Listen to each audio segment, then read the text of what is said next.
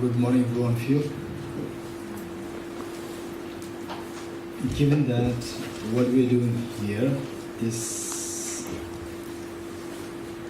has the implication to get rid of the fears of life and to acquire maximum happiness for yourself and for all the family members, including parents, children, everyone, and all dear sentient beings. Because this is not just academic studies, while it is very rich academic, the inquiry, but then there is a deeper implication pertaining to the peace of your mind, happiness of your mind. So therefore, setting a problem motivation for this study is very crucial. For that matter, the 3 points to keep in mind: refuge field. Then number 2 is the Dorji of the field. Number 3 is the purpose of the practice. A refuge field, visualize Buddha Shakyamuni, His Holiness the Dalai Lama, and all the enlightened beings in front of you. And how you visualize them? Imagine that they are like your very affectionate parents, and imagine you come home demoralized, and your parents are waiting there to give full love, affection, and attention, and so forth.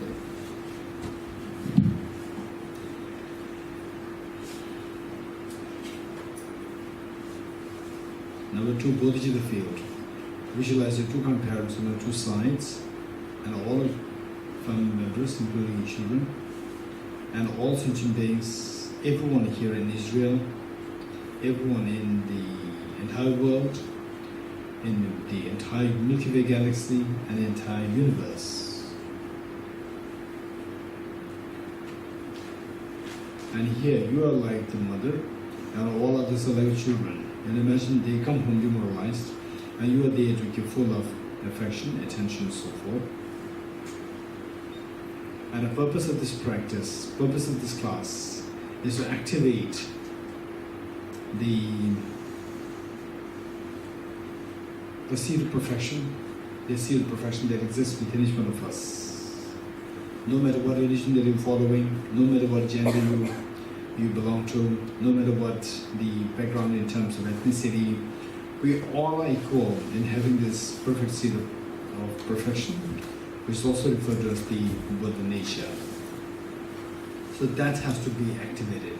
To activate this, we have to remove the metal stains, so that the gold inside will start to blaze, will start to glow. And to eradicate these metal defilements, we need to know 2 things. One is, what's the nature of the metal defilements? Then number 2, how to get rid of this. And the nature of the metal defilements, what we've discovered, what I've learned yesterday, is that the metal defilements, there are 2 kinds, the gross and the subtle. The gross one also referred to as the afflictive obscurations, and the subtle one referred to as the cognitive obscurations, And the gross one stops us from achieving freedom, achieving total peace of your mind, and the subtle one stops us from achieving omniscience. And the gross one, somehow, they rooted to this self-grasping ignorance. And if we are to have more number of days for our discussions in the class, then we can go more into the deeper, the details, the nuances. But for time being, we can say self-grasping ignorance. Otherwise, to go a little deeper, self-grasping ignorance only went in hand with the self-centered attitude. These 2 are very different.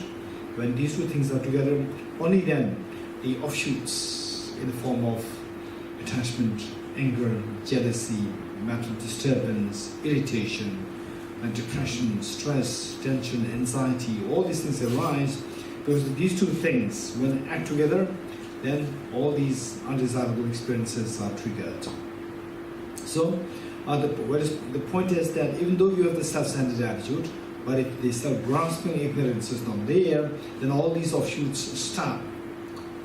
As all the mental irritation, agitation, depression, anxiety, nowadays is quite common to see people with anxiety problem, to see people with depression, to see people with mental stress and so on. Physical stress is slightly different. Physical stress is mostly because of the overexertion physically, and you need more rest, you need more sleep, and so these things will help you. But the mental stress, it is not necessarily because of the overexertion of the physical body, but because of thinking. For that, the self-grasping ignorance, which is actually at the core of all these mental problems, so we need to get rid of that. To get rid of this self-grasping ignorance, what we learned yesterday is that it is done only through introducing the wisdom to see reality, that everything's coming like everything's like a dream, nothing really existing from the other side. And then on the other hand, we have the subtle version, which is self-centered attitude. Self-centered attitude that comes into being, and that is the manifestation of the subtle stains, also known as the cognitive obscurations. Okay, so now to get rid of these mental defilements, it is only through the wisdom of emptiness. Meanwhile, they must be driven by the force of very proper motivation. If the driving force, the motivation is the renunciation, just renunciation, it will take you to freedom from suffering. And if the driving force is bodhicitta on top of renunciation, it will take you to total omniscience, total awakening. Okay, the purpose is to trigger the main factor for cleansing the mind, the wisdom of emptiness, and to trigger the driving force in the form of renunciation and bodhicitta. So with that in mind, let's turn to page 1 of the handout.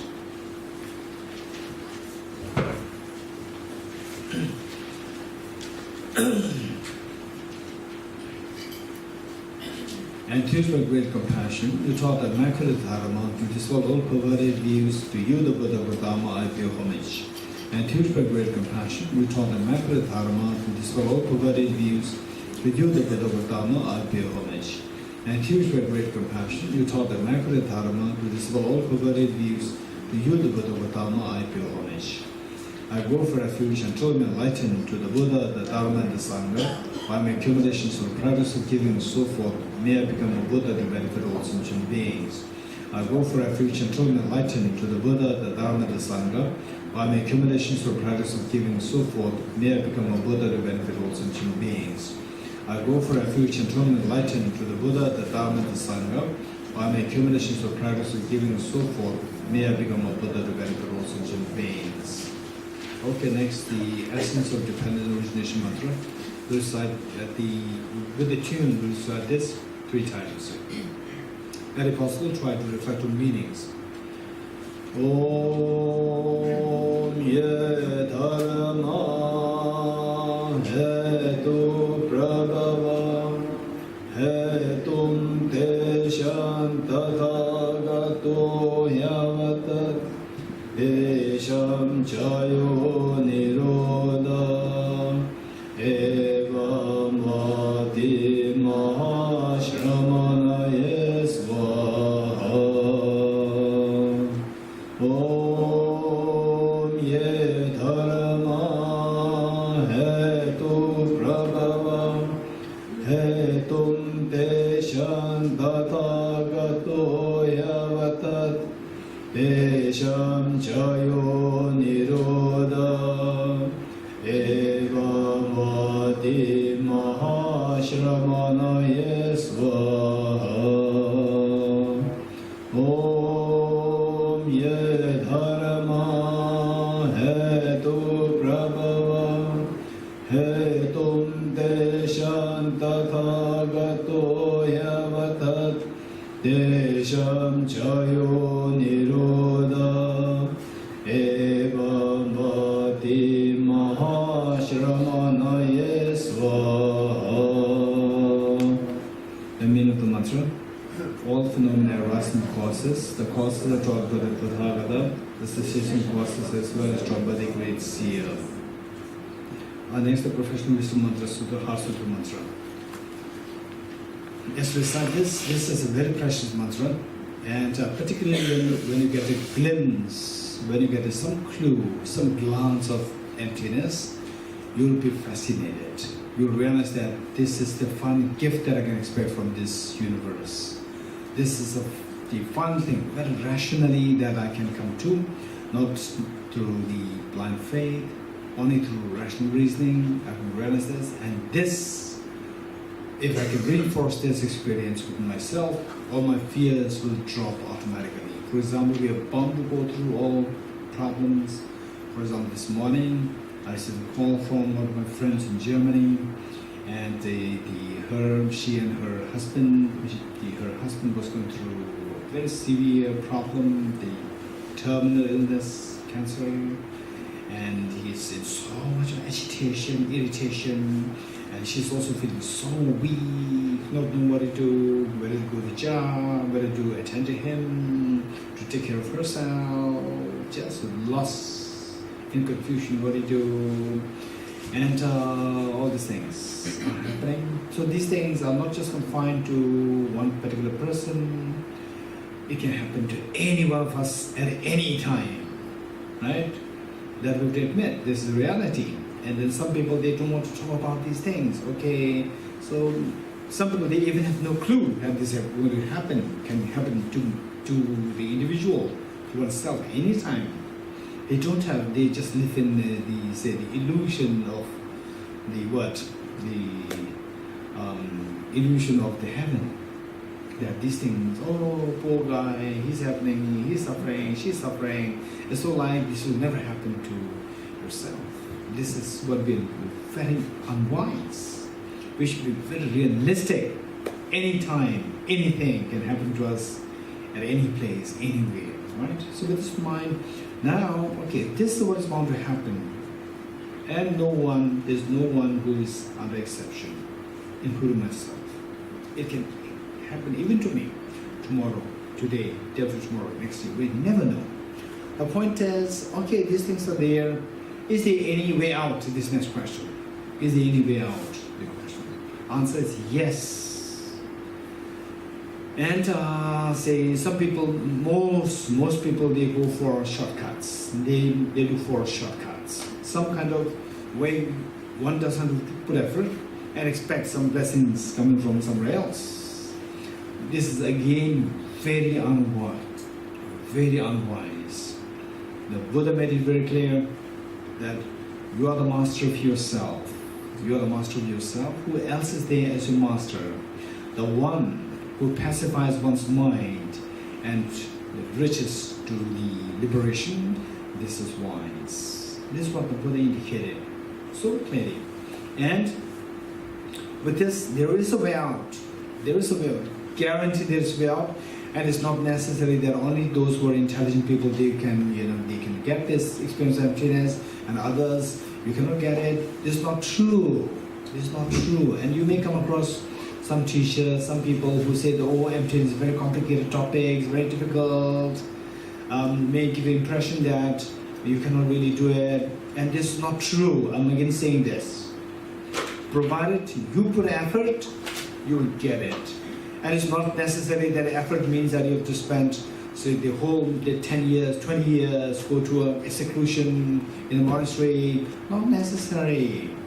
While you're in Israel, you continue doing what you're doing, your job, taking care of your family and so forth. Just continue doing these things.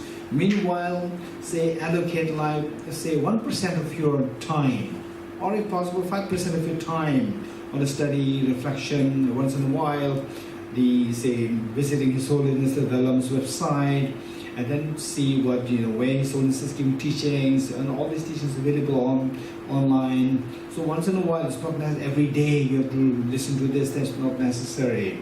So where some important teachings are happening, you can listen to these things sometimes, once in a while, when your mind is more relaxed, you can listen to these things. Otherwise, you keep a book, which is something which you can understand, always next to your bedroom, right? And then before you go to bed, Just read like one stanza, two stanzas, not necessarily 20 pages, not necessary, right? And I would say don't read 20 pages, read just one page.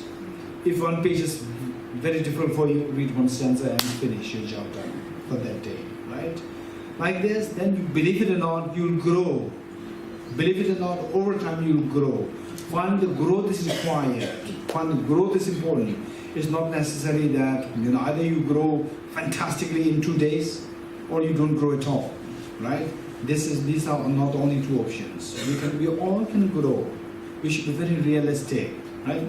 So with this mind, this Heart Sutra, this is so precious, extremely precious, and yet out of the 7.6 billion human beings on this earth, how many of them actually encountered with this teaching on Heart Sutra, or the Heart Sutra per se, is so less. Almost like 90% of the people, 95% of the people, they have not even heard of this title Heart Sutra. So those of us who actually are reciting this Heart Sutra mantra, we are very, very fortunate. Because that we are very fortunate, why not we give the opportunity, share this opportunity with all other sentient beings as well? Why not we be compassionate?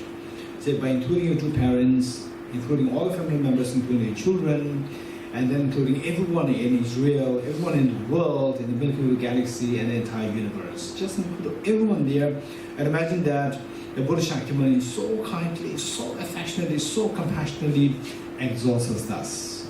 Don't remain in the fields of samsara. Come to us ultimate happiness. Discover your ultimate, the treasure happiness within yourself, and come to us ultimate happiness. And you hearing this melodious voice of the Buddha Shakyamuni will inspire you to come parents, will inspire all the family members, including children, and everyone in the entire universe, telling them, informing them that, look, this is what a compassionate teacher, Buddha Shakyamuni, is exhorting us. Let us not remain in the fields of samsara anymore. Let us all go towards enlightenment. Let us all go towards ultimate happiness. Okay, so everyone hearing you, what are you saying? They are so happy. They're so happy to join you, and you are leading this, and all the Buddhas, Bodhisattvas, they are so happy to see what you're doing, and your two parents and everyone, they join you in this journey of cleansing the mind to discover a treasure within yourself, so that you and all others will have no more suffering anymore. Okay.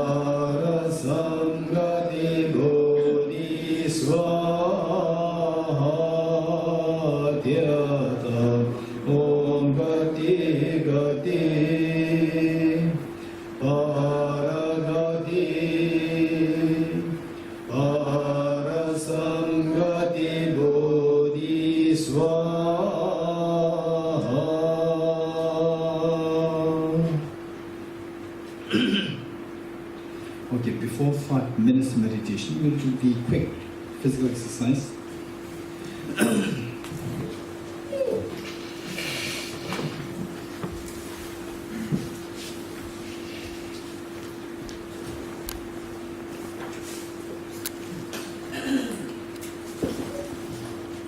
Okay, is there anyone coming today for the first time who are absent yesterday?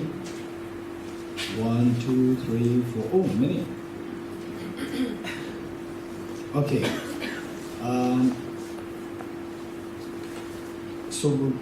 So we will do the way we did yesterday. Are you ready?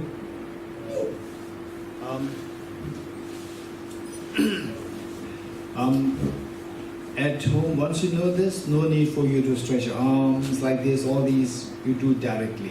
Whereas, because there are a number of us here who are coming, who were absent yesterday, for them, and for those who may not have got instructions so well yesterday, so you can also be a part of this, right? Or for that matter, we'll do in a very systematic way.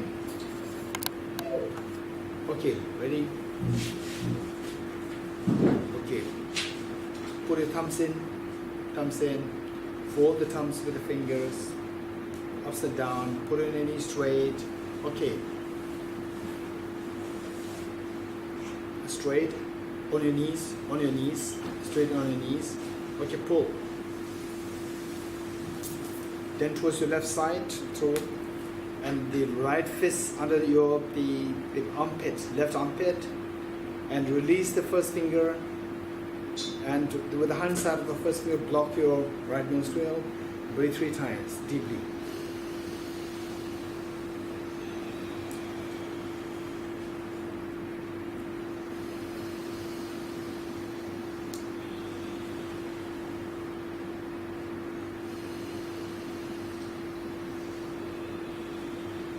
Okay, once more from the knees, pull towards the right side, release the first finger, with the hand side, block your left nostril and breathe 3 times. Put a hand on your right knee, again.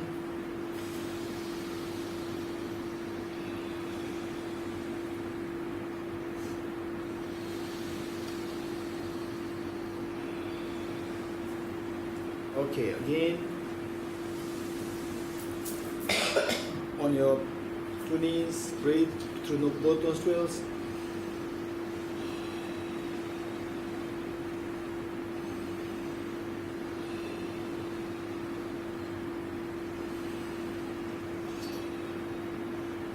Okay, now we will do without instruction, straight. Ready? Once more.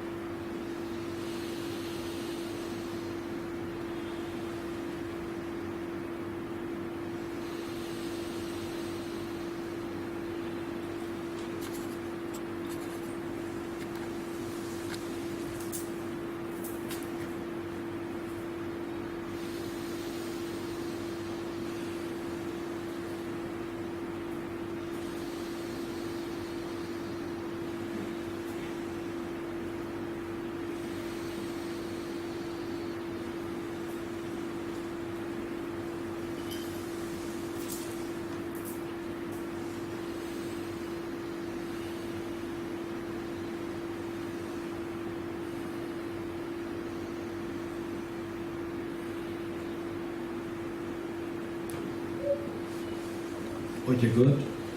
Next we'll do the 5 minutes breathing meditation. For the 5 minutes breathing meditation, a quick instruction, meditation per se means habituating, familiarizing your mind with a virtuous object. Familiarizing your mind with the virtuous object. For this meditation, there are 2 kinds, and the little meditation and single point of meditation, also referred to as the special insight meditation and the shamatha meditation too. And why there should be 2 kinds of meditation is, finally, we should not forget the purpose. The purpose of the meditation is to eventually discover your true nature. Discover your true nature, which is so pure, which is so full of compassion, which is so full of wisdom and power. So this nature that we have, also referred to as the Buddha nature, the Tathagata Garbha. And it doesn't matter whether you're Buddhist or not Buddhist. Everybody has this. Even if you are an atheist, you're a non-believer, you don't believe in any religion, you are just somebody who's against religion or even Buddhism, and still you have this Buddha nature in yourself.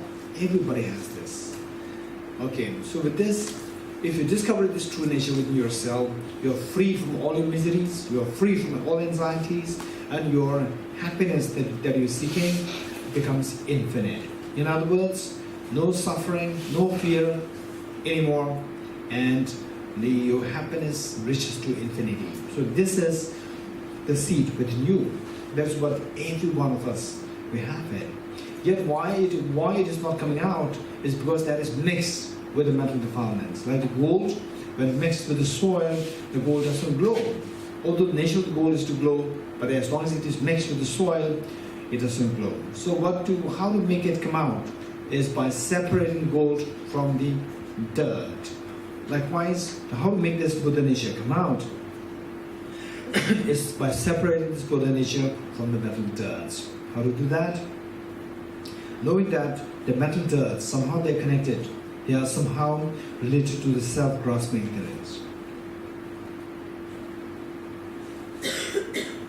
Somehow related to self-grasping ignorance, and this self-grasping ignorance can be eradicated only by resorting to the wisdom of emptiness. So this wisdom of emptiness is the one which we have to meditate on.